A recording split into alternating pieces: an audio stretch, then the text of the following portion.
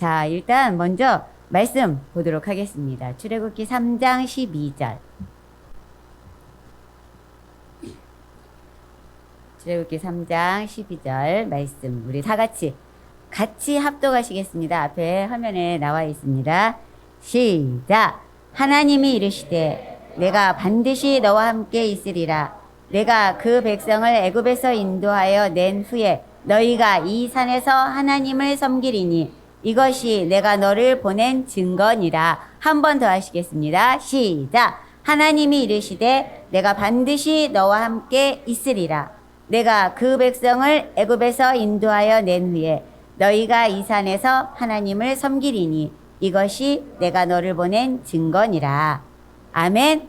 여기서 여러분이 기억해야 될 것. 내가 반드시 너와 함께 있으리라. 그것을 모세에게만 한 하나님의 말씀이 아니라 내게 하신 하나님의 말씀으로 이 시간 하나님을 신뢰하셨으면 좋겠습니다. 자, 우리 지난주에 하나님께서 국민을 만드시기 위해서 이스라엘 야곱의 그 12아들의 그 가족들을 애굽으로 딱 들어가게 하셨죠. 거기까지 우리가 창세기를 마쳤습니다. 이제 오늘은 출애굽기 시작인데요. 드디어 국민이 만들어졌어요. 그 기간이 얼마가 걸리냐면 430년이 걸립니다. 이스라엘 백성들이 애굽에 들어가서 거기서 이제 뭐 처음에는 요셉과 함께 살았으니까 잘 살았겠죠. 그러다가 430년이 지난 후에 430년 동안 하나님은 어떻게 하셨어요? 침묵하셨어요. 그래서 지난주 그 마지막에 그랬잖아요. 430년 동안 하나님은 기다리셨다. 뭐가 되기 위해서? 이스라엘의 번성, 국민이 많은 인원이 만들어지게 될 것을 기다리신 거예요. 그 기다리시면서 하나님은 침묵하셨어요. 아무 얘기 안 하셨어요. 그들에게 너희는 어떻게 살라, 너희는 어떻게 해라, 전혀 안 하셨어요. 그런데요, 또 가면 이 말씀이 하나님이 그런데 이스라엘 그 백성들의 고통을 듣고 보고 내려가서 인도하여 내가 택한 땅 가나안 땅에 너희를 데려가리라. 이렇게까지도 이제 출애굽기에서 하나님이 생각하시는 그 말씀이 나옵니다. 고대 왕들의 그 책임은 뭐였냐면요. 여러분 사사기에서도 이렇게 나중에 가면 배울 텐데 이 왕들 아니면 족장들 이렇게 우두머리들의 이 책임은 뭐냐면 민족, 백성들을 구하는 거예요. 그러니까 다윗도 왕이 되고 나서 전쟁터에 나가잖아요. 사울도 왕이 되고 나서 전쟁터에 나가요. 왜? 쳐들어오는 백성들, 이 다른 민족들을 물리치기 위해서 백성을, 내 나라 백성은 내가 지킨다. 이런 개념이에요. 그래서 왕은 뭐냐면 백성을 구원하는 그러한 사명을 가지고 있었어요. 그래서 하나님께서는 이스라엘 백성들의 소리, 그 고통의 소리, 그거를 들으셨기 때문에 이제 그들의 그 백성을 구해내셔야 되는 책임이 있으세요. 출애굽기는요, 긴 역사가 아니에요. 약 1년간의 역사예요. 1년간의 기록이에요. 어떤 기록이냐면 이스라엘 백성들이 애굽에서 나와가지고 2달 동안 어디를 가냐면 시내산을 갑니다. 2달 동안. 그리고 시내산에 도착해서 11개월을 거기에서 머물러 있어요. 그 머물러 있는 기간 동안에 하나님은 무엇을 하시냐면 이스라엘 백성들에게 법을 주세요. 그러니까 1년 동안 법을 받고 그 다음에 움직이는 거예요. 근데 출애굽기는 거기서 애굽에서 출발해서 시내산에 들어가서 거기에서 딱 머문 그 1년 그 기록만 있어요. 나머지 시내산에서 출발해서 가는 기록은 그 다음부터는 민수기예요. 그러니까 출애굽기의 마지막 장면도 시내산, 민수기의 첫 장면도 시내산. 여러분 이렇게 보셔야 돼요. 자, 출애굽기는 2가지로 보면 돼요. 첫 번째, 애굽으로부터 민족을 구원해내기. 그래서 오늘은 이 첫 번째 이야기를 좀 할 거예요. 그리고 두 번째는 약속된 땅에 들어가서 어떻게 살아야 할지를 알려주는 법을 만들어서 알려주는 그거는 이제 다음 주에 제가 이렇게 설명을 해드리도록 하겠습니다. 자, 애굽이라는 나라, 이집트라는 나라는요, 성경과 굉장히 연관이 많은 나라예요. 많은 나라인데 고고학자들이 성경의 이 시대가 애굽의 이 시대일 거야 하고 딱 비교를 하면 안 맞아요. 이상하다? 왜 안 맞지? 이집트의 연대기와 성경의 연대기가 달라요. 그래서 이 성경의 역사가, 이집트 사람들은 그럴 거 아니에요. 우리 이집트 문명이 있잖아. 그러니까 이 이집트 문명의 역사로 이어내려온 우리 이집트가 정통이야. 이렇게 말할 거 아니에요. 근데 우리는 어떻게 해요? 성경의 역사를 우선으로 보고 있지 않습니까? 그렇죠. 그러니까 왜 이집트 역사와 이집트 연대기와 성경의 연대기가 다를까? 그런데 나중에 가서 이것이 밝혀졌어요.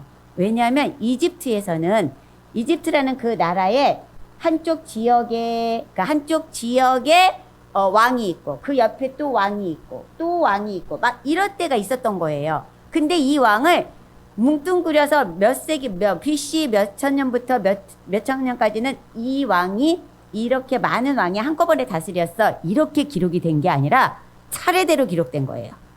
이 왕, 그 다음에 이 왕, 이렇게. 그러다 보니까 연대기가 어떻게 돼요? 이만큼인 연대기가 이만큼으로 늘어나는 거예요. 그러다 보니까 옛날의 연대는, 그 왕조는 자꾸 BC 2500년, 1800년대 연대를 2500년대로 가고 막 이렇게 점점 늘어나는 거예요. 그래서 이집트 연대기를 고고학자들이 어떻게 생각하냐면, 다시 연대를 해야 돼. 이거 다시 개정해야 돼. 잘못됐어. 이렇게 해가지고 개정된 연대기가 나왔습니다. 그래서 개정된 연대기를 딱 적용을 하니까 성경하고 너무너무 잘 맞아 떨어져서, 그러면 이 이집트 연대기를 개정된 연대기로 사용합시다. 이제 이렇게 한쪽에서는 이렇게 주장을 하고, 한쪽에서는 아니다, 우리의 역사는 그렇게 길다, 몇 천 년의 역사다, 막 이렇게 해가지고 주장하는 데가 있고, 이렇게 한다고 해요. 그러니까 우리나라 역사나 이집트 역사나 좀 이렇게 비슷한 것들이 있는데, 그런 부분에서 서로가 이렇게 경쟁을 하는 것 같아요. 그래서 제가 이제 오늘부터 이렇게 말씀을 전해줄 그 연대기는 이집트 연대기가 아니라 개정된 연대기를 사용하겠습니다. 그 개정된 연대기가 성경과 맞아떨어지는 연대기이기 때문입니다. 그래서 잠깐 우리가 살펴볼 것은, 우리가 지난주에 아브라함이 갈대아 우르에서 나와서 하나님이 지시할 땅으로 하란을 거쳐서 가나안 땅에 들어갔다고 이야기를 들었습니다. 그런데 그때 이제 기간이 이집트 연대기에서는 어떤 기간일까 하고 봤더니, 제4왕조, 이집트의 제4왕조 시대 때 이제 일어나는 일이에요. 근데 지난주에는 말을 안 드렸는데, 이집트에서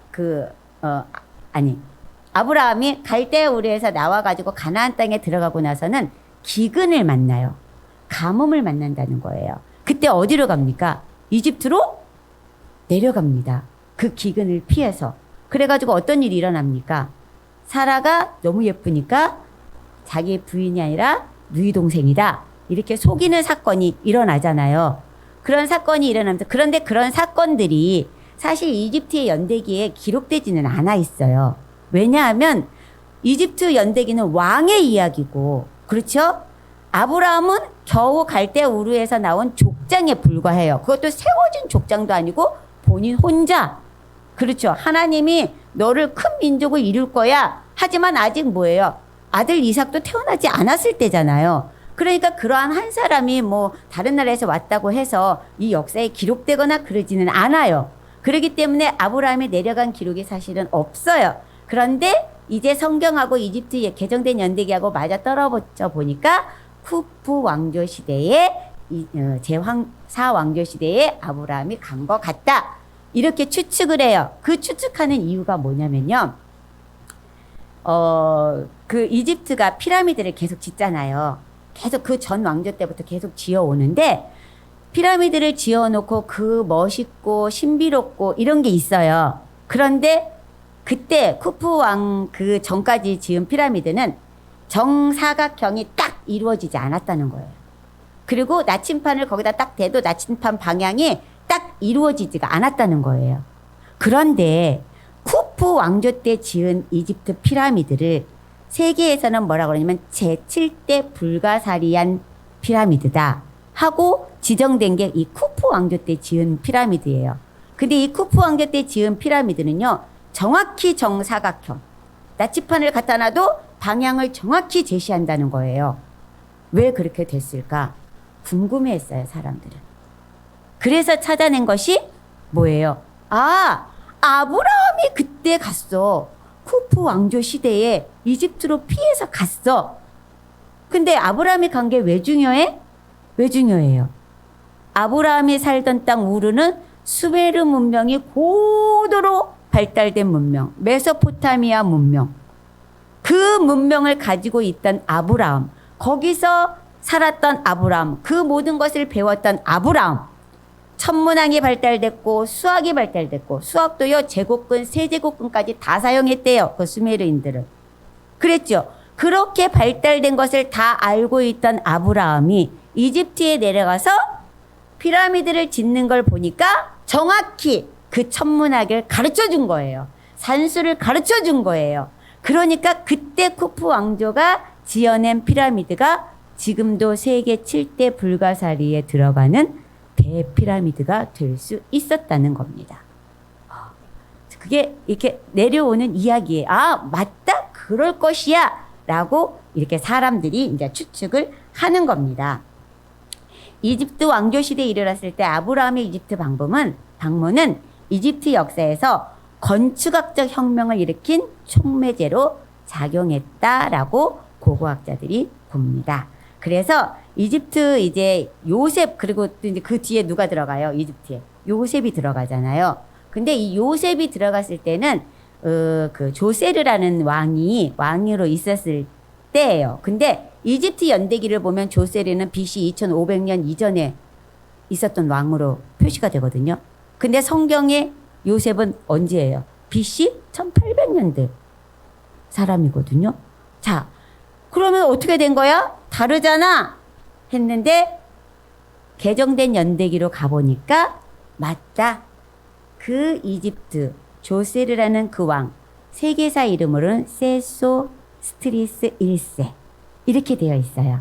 그러니까 여러분, 성경이 세계사 어디쯤 있지 하고 헷갈리면요, 헷갈릴 수밖에 없는 것이 뭐냐면 이렇게 이름이 달라요.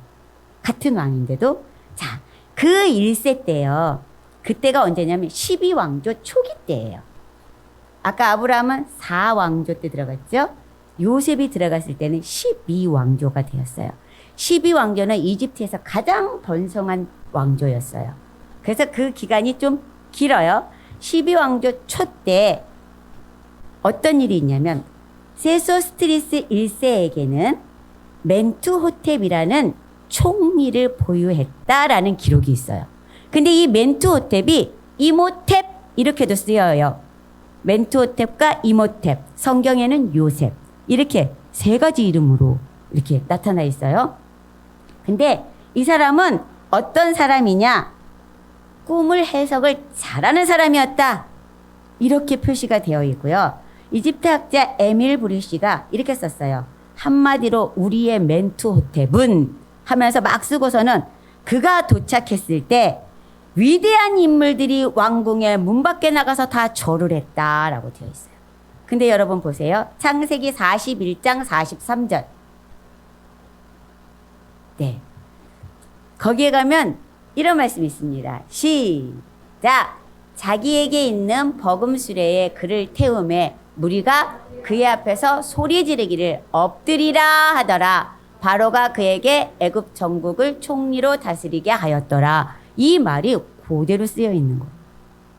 성경의 말과 역사 학자가 쓴 말과 그대로 쓰여 있는 거예요. 그리고 이 세소스트리스 1세는요. 죽어서도 신처럼 떠받들어졌어요. 왜냐하면 그가 왕으로 있을 때 기근이 있었는데 이 왕 덕분에 그 기근을 너무너무 잘 넘겼다라는 거예요. 그런데 또 말해요, 역사학자가. 이 세소스트리스에 이렇게 될 수 있었던 명성은 그의 재상이었던 신과 같은 멘투호텝의 명성으로 더 높아진 것이다. 그러면서 이 사람은 이집트에서 가장 위대한 예언자이며 꿈의 해석자로 알려져 있다. 그게 12왕조 초기입니다. 요셉이 넘어갔을 때. 자, 그 다음에 또 보세요. 제가 왜 이렇게 이집트하고 성경하고 지금 연결을 시키냐면요. 이집트를 모르면 성경을 이해가 안 가요. 왜냐하면 이집트와 너무 연관이 많아요. 특히 출애굽기는 더 그래요. 그래서 연결을 시켜보는 겁니다. 이게 역사적으로 기록이 되어 있다라는 것을 알려드리는 거예요. 그 다음에 이제 이집트의 히브리 노예들이 살고 있었다. 이런 이제 이야기를 또 역사에 어떻게 기록이 되었는지 그것도 우리가 한번 알아보았으면 좋겠어요. 제가 이렇게 옛날에 출애굽기를 이렇게 공부를 할 때는요. 예전에 공부를 할 때는 이집트가 그 모세 시대가 18왕조 시대다. 이렇게 배웠어요. 그래서 투트모스 1세, 투트모스 2세. 그래서 나일강에다 애기 버려라, 뭐 해라, 막 이러고 죽여라, 뭐 투트모스 2세. 그리고 누구야? 이렇게 모세가 가서 10가지 재앙하고 막 이럴 때는 투트모스 3세.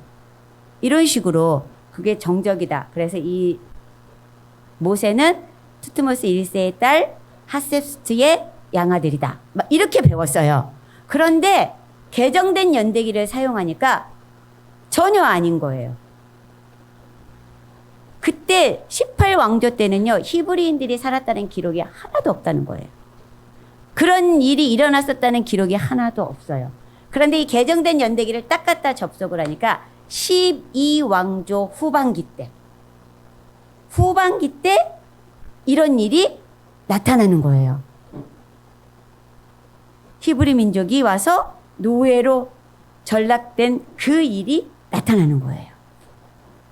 그래서 맨체스터 박물관 이집트 담당자인 그 박사가요. 데이비드 박사라는 분이 이런 얘기를 하는 거예요.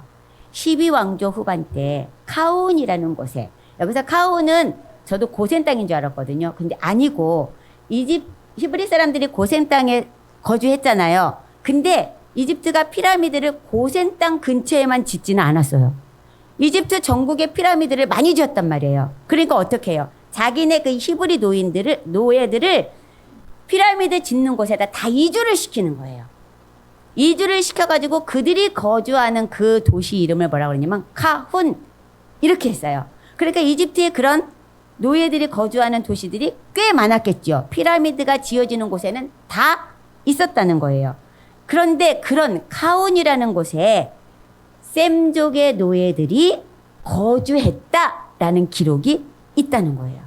있는데 그들이 어떻게 그곳에 노예가 되어서 거주를 하게 되었는지 이런 것은 기록이 없어요. 그러면 우리는 어떻게 해요? 성경에 있잖아. 어떻게 거주하게 됐는지 성경에 있잖아. 요셉 그 가족들, 야곱의 12아들 가족이 같잖아. 이 성경에 다 기록이 있잖아요. 그리고 또한 그들이 어떻게 노예가 되었는지도 몰라요. 그냥 자연스럽게 원래 노예였었나 보다. 이렇게 생각한 거예요. 근데 어떻게 성경에는 정확히 기록이 있잖아요. 출애굽기 1장 18절에 보면요. 이렇게 기록되어 있어요. 요셉을 알지 못하는 세 왕이 일어나 애굽을 다스리더니 그러더니 막 13절 14절에 가면 애굽 사람이 이스라엘 자손으로 말미암아 근심하여 이스라엘 자손에게 일을 엄하게 시켜 어려운 노동으로 그들의 생활을 괴롭게 하였다. 그러니까 그때 노예를 만든 거예요. 왕조가 바뀌면서. 그리고 또 성경의 기록을 뒷받침하는 거 하나가 있는데 진흙으로 벽돌 만들었던 그런 게 있고 정말 가장 성경의 그 말씀을 뒷받침하는 거는 놀라운 사실은 카운이 이렇게 카운의 그 거주지, 그러니까 카운 도시 안에 있는 집들을 보면은 집집마다 이렇게 밑에, 그러니까 마루 밑에 상자들이 발견된다는 거예요. 상자가. 근데 그 상자를 열어보면 거기에 유골 있죠. 애기 유골.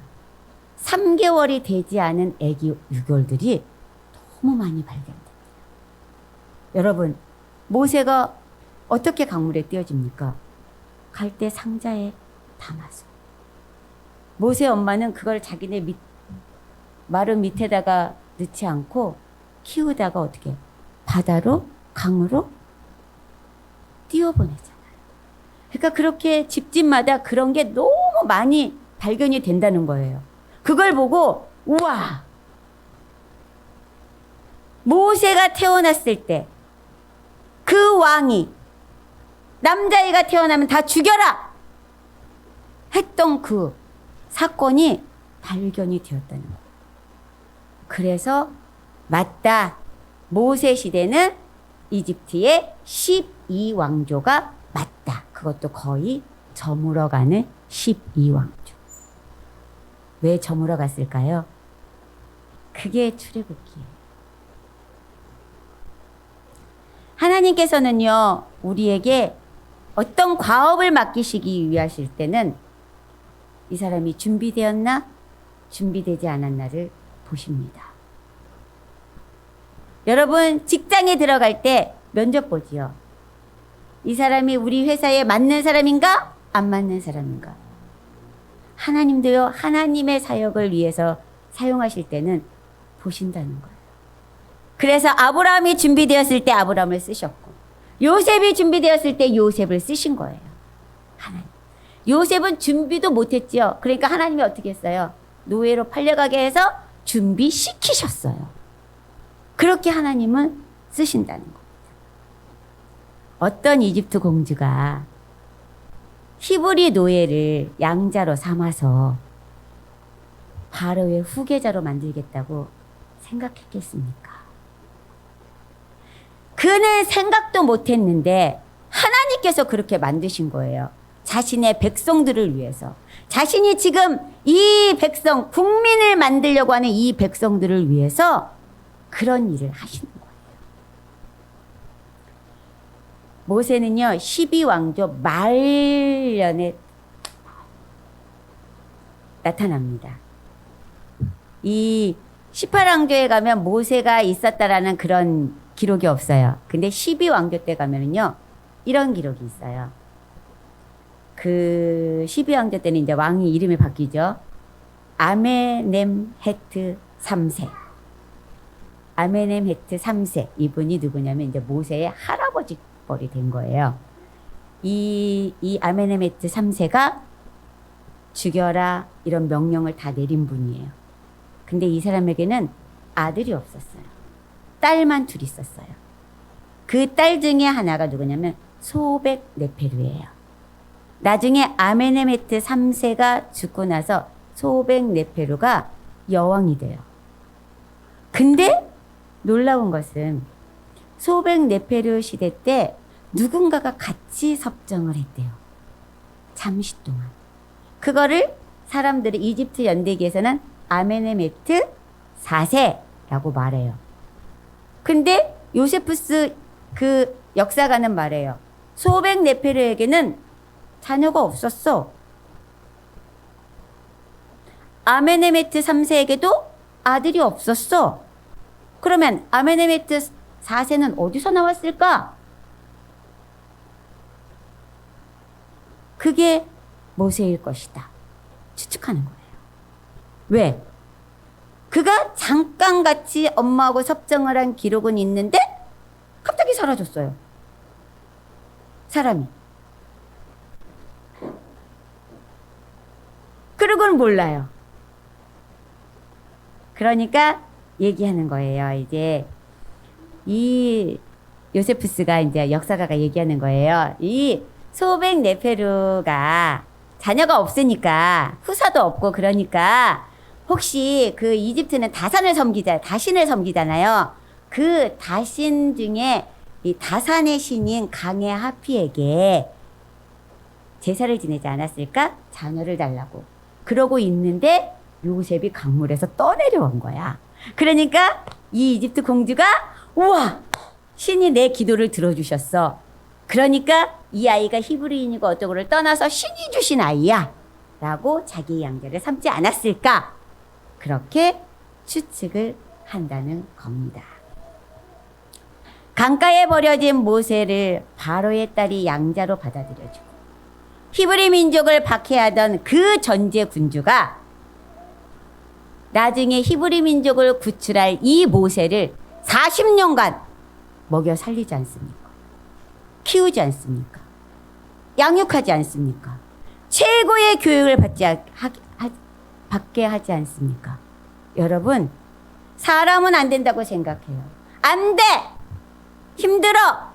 어려워! 그런데요, 하나님은 하시더라는 거예요. 그 자들을, 박해하는 그 자들을 통해서 그들을 구출할 그 인물을 먹여 살리고 교육시키게 하더라는 거예요. 정말 놀랍지 않으세요? 이렇게 세계 최고의 나라, 최고의 왕자 교육을 받은 모세가 미디안 광야로 쫓겨납니다. 미디안 광야에서 몇 년 생활합니까? 거기서 또 40년을 생활합니다. 하나님께서는요, 모세를 쓰시기 위해서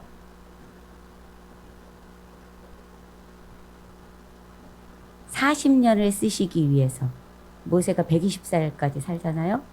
40년을 쓰시기 위해서 80년을 훈련하신 거예요. 예수님 3년 쓰시기 위해서 30년을 예수님 훈련하셨잖아요. 여러분, 너무 힘들어. 저희도요, 저희 한 10년간 하나님께서 그냥 아무것도 안 하게 하시고 광야에서 훈련시킬 때, 왜 이렇게 길지? 이 기간이? 생각했어요. 그런데요, 모세는 80년을 훈련받았어요. 와, 거기에 비하면 10년 아무것도 아니야 라는 생각이 들었어요. 그런 모세를요, 광야에서 헤매고 있던 모세를요, 시내산까지 부르셔서 하나님께서 말씀하시는 거예요. 떨기나무 불꽃 가운데 임하신 하나님. 그 하나님이 모세를 만나시는 거예요. 모세 얼마나 놀랐겠어요. 하나님께서 말하시는 거예요. 모세야, 너 이제 가서 내 백성을 구해와. 그러니까 모세가요, 놀래가지고, 제가 가서 하나님이 이렇게 나를 누가 보냈다고 하면은 사람들이 물을 텐데요. 너를 보낸 사람이 누구냐고. 너를 보내니까 누구냐고. 그럴 텐데요. 그랬을 때 하나님이 대답하십니다. 출애굽기 3장 14절. 하나님 뭐라고 대답하시는 줄 아세요? 읽어보시겠습니다. 시작. 하나님이 모세에게 이르시되 나는 스스로 있는 자이니라. 또 이르시되 너는 이스라엘 자손에게 이같이 이르기를 스스로 있는 자가 나를 너희에게 보내셨다 하라. 하나님 뭐라고 그랬어요? 스스로 있는 자가 너를 보내셨다 하라. 정작 이스라엘 백성들은요, 하나님을 어떻게 알았을까요? 아브라함의 하나님, 이삭의 하나님, 야곱의 하나님, 우리 선조들의 하나님. 그런데 그 하나님은 이스라엘 백성들에게 한 번도 나타나지 않으셨어요. 모세도 처음 만났어요. 떨기나무 불꽃 가운데서. 두려웠어요. 그렇지만요, 떨기나무 불꽃 가운데서 임하신 하나님을 만난 모세가 두렵고 수줍고 그 애굽에 그것이 무서워서 광야로 도망갔던 그 모세가 다시 애굽으로 돌아갑니다. 어쩌면 붙잡혀서 죽을 수도 있어요. 그런데 돌아갑니다. 왜요? 내가 하나님을 만났거든. 내가 만난 그 하나님, 이 백성들의 하나님, 우리 선조의 하나님, 나 만났거든. 여태까지 나는 아브라함의 하나님, 이삭의 하나님, 야곱의 하나님으로만 알고 있었는데 이제 나 모세의 하나님이거든.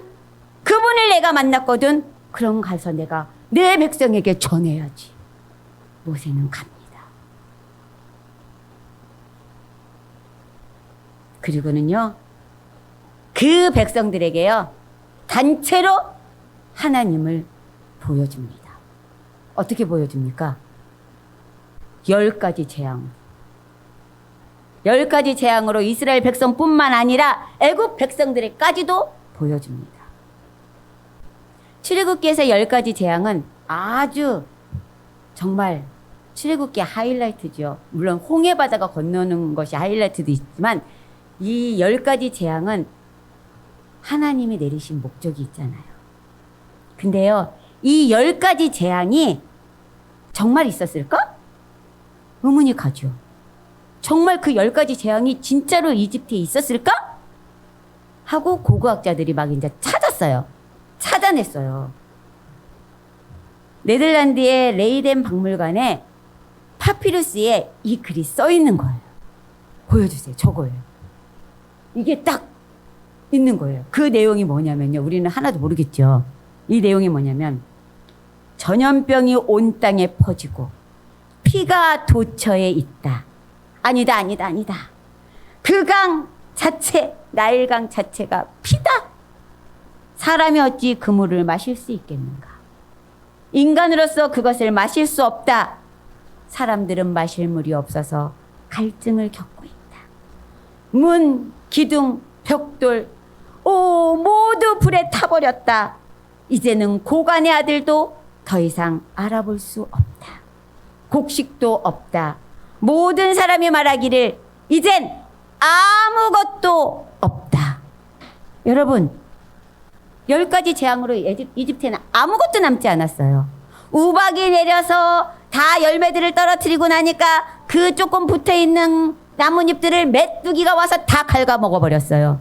아무것도 남지 않았어요. 그것이 그대로 저 파피루스에 기록되어 있는 것을 발견한 거예요. 우와, 10가지 재앙? 사실이네. 여러분, 역사는 사실, 성경은 사실. 성경에는 이 10가지 재앙이요, 너무 또렷이 기록되어 있잖아요. 사실입니다. 마지막 재앙은 바로에게 큰 상처를 주었죠. 왜 상처를 주었습니까? 자신의 장자가 죽었잖아요. 바로부터 시작해서 모든 제상의 집, 하물며 가축의 장자까지도 다 죽였어요. 하나님이. 고센 땅에 이스라엘 백성들만 빼고. 근데요, 역사적으로도 그 바로의 아들이 없어진 거예요. 이제 이것은 이제 12왕조 끝 아니면은 13왕조에 그때 이제 12왕조 끝부분에는 되게 혼란이 일어나서 13왕조로 가지 않았을까? 뭐 이제 이렇게도 얘기하는데, 12왕조 끝부분인지 13왕조 초인지는 잘 모르겠어요. 근데 네페르 호텝이라는 바로 왕이었어요. 근데요, 그 왕의 아들이 아흐네페르 호텝이에요. 그런데요, 이게 아들은 태어났는데 이 네페르 호텝의 뒤를 이 아들이 잇지를 못해요. 그 아들이 못 잇고 누가 있냐면 네페르 호텝의 1세의 동생인 소백 호텝 4세가 왕으로 이어요. 그러니까 사람들이 그러면 그 아들 와흐 네페르는 어디로 갔지? 그것도 의문인 거예요. 그러니까 성경학자들은 얘기하죠. 성경에 있잖아. 장남 다 죽였잖아. 하나님이 죽였잖아. 그게 와후 네페르의 호텝이야. 이렇게 말하는 거예요. 그리고 이 그때 카운의 주민들이 갑자기 하룻밤 사이에 다 없어진 거예요. 너무나 갑자기. 그거를 이제 고고학자들은 얘기한대요. 그걸 피라미드를 다 지었으니까 이사 간 거겠지. 근데 이사를 가면 자신들이 갖고 있던 것을 다 가지고 다른 피라미드를 짓는 곳으로 또 간다는 거죠. 근데 이집트에 있던 모든 카운 도시의 노예들이 다 없어진 거예요. 하룻밤 사이에. 아주 급하게 없어졌다. 그것도요, 성경에는 나와 있어요. 출애굽기 12장 33절. 볼까요? 출애굽기 12장 33절 시작. 애굽 사람들은 말하기를 우리가 다 죽은 자가 되도다 하고 그 백성을 재촉하여 그 땅에서 속히 내보내려 함으로. 왜? 장자가 죽으니까. 너네 이제 빨리 가. 바로가 불러서 요셉 모세와 아론을 불러가지고 빨리 나가. 다 나가. 그 전에는 막 그래요. 너희 장정만 갔다 와. 애들은 놓고 아니면은 짐승은 다 놓고 갔다 와. 막 이러거든요. 근데요 그 밤에는 뭐래요? 모두 다 빨리 애굽을 떠나. 이렇게 돼버려요. 그러니까 이들이 뭐예요? 그냥 그대로 다 놔두고 싸가지고 나오는 거죠. 그리고 궁금한 거 하나는 이집트에는요 왕들이 죽으면 다 뭘로 만들어요? 미이라로 만들어서 그들을 보관하기 위해서 피라미드를 만드는 거예요. 왕의 그 무덤이에요, 피라미드가. 그래갖고 피라미드 속에 들어가면 그 왕실이 다 있어요. 근데 이제 현대에 와서는 그 피라미드가 다 도굴돼가지고 왕의 무덤이다 보니까 뭐예요? 거기에 금붙이들이 많이 있다 보니까 다 도굴이 되어서 이제 이렇게 됐는데 그 왕의 무덤으로 피라미드를 다 만들거든요. 근데 희한한 것은 네페르호텝 1세의 미이라는 없어요. 그 사람의 피라미드도 없어요. 무덤도. 왜 그랬을까요? 왜 네페르호텝 다른 왕들의 무덤은 다 있는데 네페르호텝 1세의 무덤은 없을까요? 홍해 사건 있지 않습니까? 홍해 바다를 하나님께서 갈라서 이스라엘 백성들을 건넜어요. 그 뒤에 애굽 왕이 자기네 전차 군대예요. 아주 발달된 군대라고요. 그 군대를 다 끌고 쫓아왔잖아요. 근데 다 어떻게 됐어요? 홍해 바다에 수장되었더라. 그래서 아침에 보니까 홍해 바다에 이스라엘 백성들이 다 넘어가서 보니까 곳곳에 이집트인들의 시체가 있었어요. 여러분, 그러니까 바다에 수장되니까 이 사람의 시체를 찾을 수 없으니까 미이라를 만들 수 없었다는 거예요. 너무 성경하고 맞아떨어지지 않아요? 이게 그냥 그랬을 거야. 18왕조에다 붙였을 때는 그랬을 거야. 그런데 이집트에서 그걸 기록을 안 한 걸 거야. 이렇게 했었는데 그 기록이 12왕조로 딱 넘어가니까 거기에는 그 기록이 정확히 되어 있다라는 거예요. 얼마나 놀라운 일이에요. 하나님께서 이렇게 애굽에 10가지 재앙을 내리신 이유가 무엇이었을까? 단지 자신들의 백성을 구해내기 위해서였을까요? 또 있습니다. 고고학자들은요 말해요. 나일강, 개구리, 메뚜기, 가축, 이집트의 태양. 자기네 왕이 태양신이라고 했잖아요. 이런 것들은 다 뭐예요? 우상이었어요. 이집트 나라에서 우상으로 섬기는 거였어요. 근데 하나님께서 10가지 재앙을 통해서 그것이 다 내가 만들었어. 소용없어. 너희가 섬기는 거. 개구리 상을 갖다 놓고요. 그들은요 엄청 섬겼대요. 근데 그 개구리들이 자기네 밥 먹는 상까지 오고 자기네 침대까지 다 들어오는 거야. 얼마나 징그러웠겠어요. 그러니까 너희가 섬기는 우상이 단지 이렇게 징그럽고 더러운 짐승일 뿐이야. 하나님 말씀하시는 거예요. 그리고 흑암으로 덮어버리잖아요. 낯을. 태양! 니네가 섬기는 태양 바로왕 다 피조물이야. 이 세상의 신은 나야. 하나님은 그걸 10가지 재앙을 통해서 이집트 사람들과 이스라엘 사람들에게 똑똑히 보여주신 거예요. 그러면서 하나님 말씀하시죠. 양의 피를 문설주에 발라 너희는 그것을 피하라. 이스라엘 백성들을 확실히 구원하신 그 사건. 6월절. 우리의 건국일은 개천절이잖아요. 이스라엘의 건국일은 6월절. 민족 전체가 단체로 구원을 경험한 사건입니다. 10가지 재앙으로 쇠락의 길을 가던 애굽.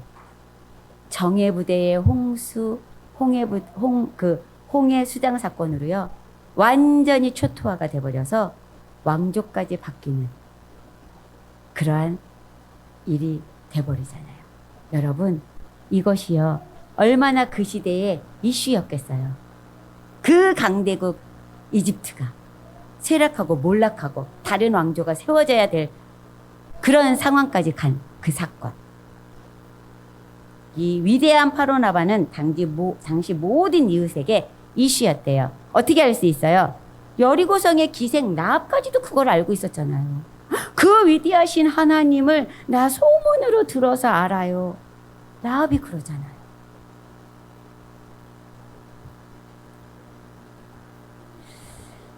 이스라엘 백성들이 문설주에 희생의 피를 발라 구원을 받았던 것처럼 우리는 죄로 가득한 우리를 예수 그리스도의 피로 구원받았습니다. 모세가 떨기나무 불꽃 가운데서 만난 그 하나님을 경험하였던 것처럼 이젠 나의 하나님이라고 모세의 하나님이라고 말했던 것처럼 여러분의 떨기나무 불꽃은 어디입니까? 그냥 교회에서 목사님이 말하는 하나님? 우리 아버지의 하나님? 우리 아들이 대학 가더니 그런 얘기를 한번 대학교 1학년 때인가 수련회를 갔다 와서 이젠 나의 하나님이에요. 나의 하나님으로 만났어요. 그 고백을 듣는데 제가 가슴이 드디어 우리 아들이 만났구나. 여러분, 당신의 떨기나무 불꽃은 어디입니까? 돌아보세요. 난 과연 어디서 하나님을 만났을까? 다영이는 어디서 하나님을 만났을까? 하나님의 말씀이 내 귀에 들려지는가? 중요합니다. 모세는요, 그 뒤로 두려워하지 않았어요. 어떤 말씀이 있었기 때문에 오늘 말씀처럼 출애굽기 3장 12절 말씀처럼 내가 반드시 너와 함께 하리라. 두려워하지 마. 모세야, 내가 너와 함께 할 거야. 넌 가서 내가 전했다고 스스로 있는 하나님이 너를 보냈다고 말하기만 하면 돼. 모세 얼마나 당당하게 바로 앞에 나갑니까? 10가지 재앙을 통해 하나님을 경험했지만 불평과 원망했던 이스라엘 백성들. 그것은 왜 그랬을까요? 하나님을 신뢰하지 못하기 때문입니다. 이제 다음 주에 광야, 법 말할 텐데요. 정말 어쩌면 내 모습이 저 모습일까? 라고 여러분 공감하게 되실 거예요. 여러분, 하나님의 약속. 내가 너와 함께 하리라 하신 그 약속을 여러분도 붙드시고 신뢰하셨으면 좋겠습니다. 여러분을 향하신 하나님의 꿈을 이루기 위해 훈련 중이신 하나님. 여러분의 광야는 어디입니까? 그러나 하나님이 나를 훈련하신다고 생각하고 그것을 끝까지 내가 너와 함께 하리라 하는 그 말씀 붙잡고 우리 하나님을 신뢰하며 나아가시는 우리 모든 성도님들 되시기를 바랍니다. 기도하시겠습니다.